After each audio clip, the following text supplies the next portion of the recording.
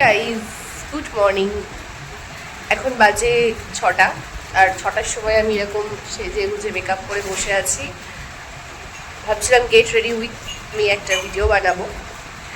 আজকে আমাদের exam, so ওখানে কিছুই পরা যাবে না, চুলে পাতলা গার্ডার ছাড়া কিছু দেওয়া যাবে না। সো আমি চুলটা একটু বিনুনি করে নিয়েছি, আর যে কানের নাকের হাড় আংটি সব খোলা।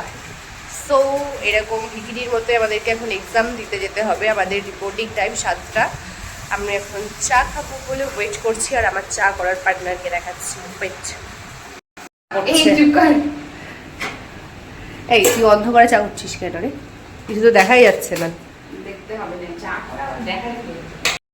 চায়ের সাথে আমাকে দিয়েছিল কেক, আর চাটা একদম ভালো করেনি, মানে সত্যিই ভালো হয়নি টেস্টটা।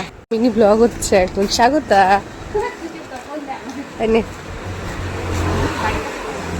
তোর উবের কোথায়? কি তুই উঠ, আমি উঠছি। চল। আমাদের এখান থেকে এক্সাম সেন্টারে যেতে টাইম লাগবে 40 মিনিট মতো। আমরা সেভাবেই সময় হাতে নিয়ে বেরিয়েছি, আর ও জানলার ধারে বসে বসে এখন পড়াশোনার চিন্তাভাবনাগুলো করছে। এখানে এসে দেখছি ক্যান্ডিডেটের থেকে গার্জেন বেশি, শুধু আমরাই দুই হতভাগা যাদের কোনো গার্জেন আসেনি। সো কিছু বলার নেই, লোনলি একেবারে। এবার আমরা ফাইনালি ব্যাগ রেখে চলে যাব এক্সামের জন্য। তো 1.5 ঘন্টার এক্সাম, আমাদেরকে আগে টাইম নিয়ে বেরোতে হয়েছে। তারপর চেক করে বের করতে করতে আমাদের মোটামুটি 4 ঘন্টা ওরা টাইম নিয়েছে।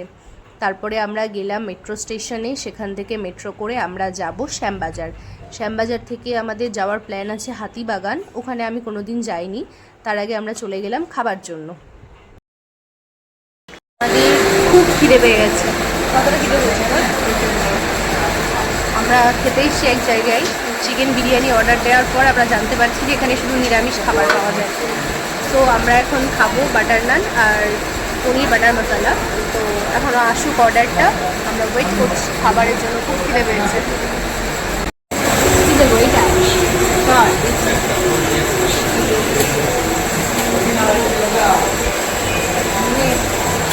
এবার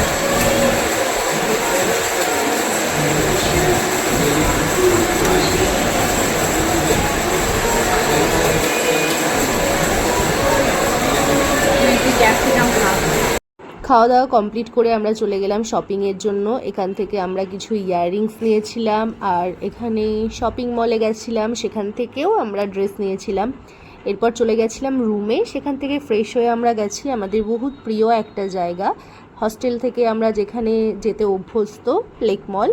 ওখানে গিয়ে আমরা প্রথমে একটু ভিউটা নিচ্ছিলাম।